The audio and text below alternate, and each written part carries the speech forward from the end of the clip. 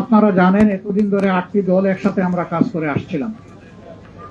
এই দলগুলোর সকলেই এখানে উপস্থিত আছেন প্রতিনিধিরা। তার সাথে আলহামদুলিল্লাহ আজকে আরো 2টি দল আমাদের সাথে সম্পৃক্ত হয়েছে।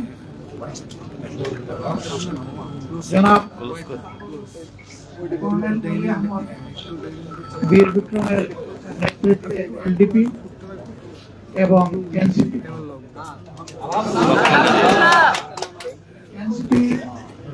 একটু আগে আমাদের সাথে তাদের বৈঠকটা সমাপ্ত হয়েছে। তারা এই বৈঠকে আসার সময় এবং সুযোগটা পাননি।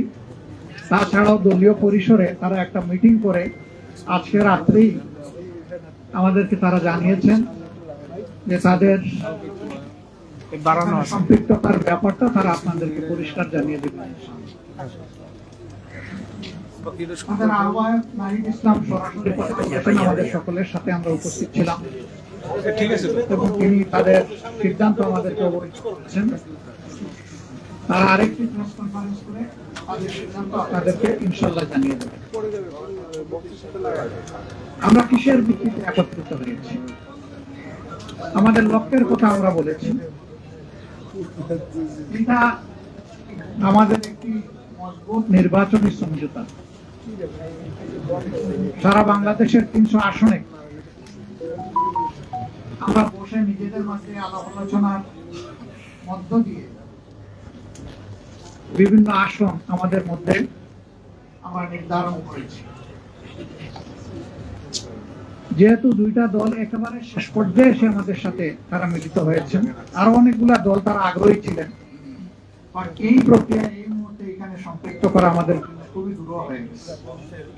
অনেকের আগ্রহ থাকা সত্ত্বেও আমরা সেভাবে তাদেরকে সম্পৃক্ত করতে পারছি না। আমরা তাদের কাছে দুঃখ প্রকাশ করছি, কিন্তু জাতীয় জীবনে ইনশাআল্লাহ আমরা তাদের সাথে একসাথে কাজ করব এই জাতিকে গড়ার জন্য ইনশাআল্লাহ। আমাদের আসন সমঝোতা অলমোস্ট কমপ্লিট। সামান্য একটু বিষয় যেগুলো রয়েছে আমরা আশা করছি এটা নমিনেশন ফাইল করার পরই আমরা সেটাও ইনশাআল্লাহ আলাপ আলোচনার ভিত্তিতে সুন্দরভাবে সমাধান করতে পারবো। আপনারা দোয়া করবেন, এই ক্ষেত্রে কোনো সমস্যা হবে না। এই ব্যাপারে আমরা খুবই আস্থাশীল। সাংবাদিক বন্ধুগণ, আপনারা জাতির বিবেক এবং মিডিয়া জাতির দর্পণ। আমরা কোন পর্যায়ে চলে গিয়েছিলাম আমরা সবাই জানি। আল্লাহ তাআলার বিশেষ মেহেরবানি 24-এর গণবিপ্লবের মধ্য দিয়ে, গণ আন্দোলন, গণ অভ্যুত্থান যেভাবে বলুন, তার মধ্য দিয়ে কার্যতই জাতি স্বস্তির নিঃশ্বাস ফেলেছে এবং নতুন করে একটা আজাদির আশা অন্তরে পোষণ করছে। এই বিপ্লব পরিপূর্ণতা পেয়েছে 24-এ এসে, কিন্তু ত্যাগ এবং কুরবানি শুরু হয়েছে 2009 সালে। তৎকালীন বিডিআরের সদর দপ্তর পিলখানায় যে মর্মান্তিক হত্যাকাণ্ড সংঘটিত হয়েছিল, যেখানে বাংলাদেশের কমিটি 57 জন অফিসার তাদের জীবন দিয়েছিলেন। এরপরে একের পর এক বিভিন্ন দল, আলেম ওলামা, সিভিল সোসাইটি, সাংবাদিক সমাজ, এক কথা কেউ বাকি নাই, সকলের উপরেই নির্যাতন নিপীড়ন গিয়েছে।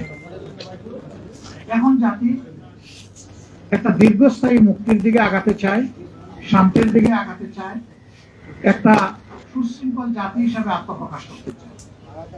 এবং আমাদের যুব সমাজের যে প্রত্যাশা, যেটার জন্য বুক চিতিয়ে তারা লড়াই করেছিল, জীবন দিয়েছিল, তাদের প্রত্যাশা পূরণ এখন আমাদের দায়িত্ব। আমরা আজকে মহান রবের দরবারে সেই সমস্ত আল্লাহর বান্দাদের জন্য দোয়া করছি যারা জুলুমের হাত থেকে দেশকে বের করে আনার জন্য লড়াই করে জীবন দিয়ে দুনিয়া থেকে বিদায় নিয়েছেন।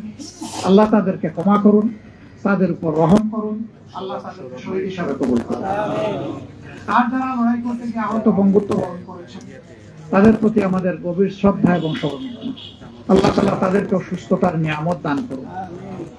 এত মানুষের লড়াই, সংগ্রাম, আত্মত্যাগ এর মধ্য দিয়ে আজকে জাতি যে জায়গায় এসে উপনীত হয়েছে, ঠিক 1.5 মাসের চাইতে কম সময় আমাদের হাতে রয়েছে জাতীয় নির্বাচন অনুষ্ঠানে। আমরা অঙ্গীকারবদ্ধ এই নির্বাচনকে সুষ্ঠু করতে, গ্রহণযোগ্য করতে, আমাদের পক্ষ থেকে আমরা সর্বাত্মক সহযোগিতা করব এবং আমরা চাই নির্বাচনের যে তারিখ ঘোষণা হয়েছে তার কোনো হেরফের না হয়ে এই তারিখেই নির্বাচনটা অনুষ্ঠিত হবে। আপনাদেরও সহযোগিতা এই ব্যাপারে খুবই প্রয়োজন। আমরা আশা করছি সরকার একটা সুষ্ঠু নির্বাচনের জন্য তাদের যে করণীয়, নির্বাচন কমিশন এবং সরকার সেই দায়িত্ব তারা পালন করবে। এখনো তাদের অনেক কাজ বাকি রয়ে গিয়েছে, এখনো সমতল মাঠ তৈরি হয়নি সকলের জন্য। সেই মাঠ তৈরির কাজটা হচ্ছে সরকার এবং নির্বাচন কমিশন। তারা যে কোনো ধরনের লোভ লালসা ভয় ভীতি এবং কারো প্রতি কোনো ধরনের আনুকূল্যের ঊর্ধ্বে তারা তাদের দায়িত্ব পালন করবেন, সাংবিধানিক নৈতিক দায়িত্ব, এটা আমরা এবং জাতি তাদের কাছে প্রত্যাশা করে। যে কোনো ধরনের ব্যতিক্রম এই জাতি মানবে না, কারণ এই ব্যতিক্রমটাই তো আমাদের জীবন থেকে অনেকগুলো বছর কেড়ে নিয়েছে। তিনটা নির্বাচনে এই যে এখানে যারা উপস্থিত, আমি বিশ্বাস করি অধিকাংশই আপনারা কোনো ভোট দিতে পারেন। আমরা তো জীবনে 2-4 ভোট দেওয়ার সুযোগ পেয়েছি, আপনারা পাননি। এইভাবে আমাদের ভোটের অধিকার হরণ করে নেওয়া হয়েছিল।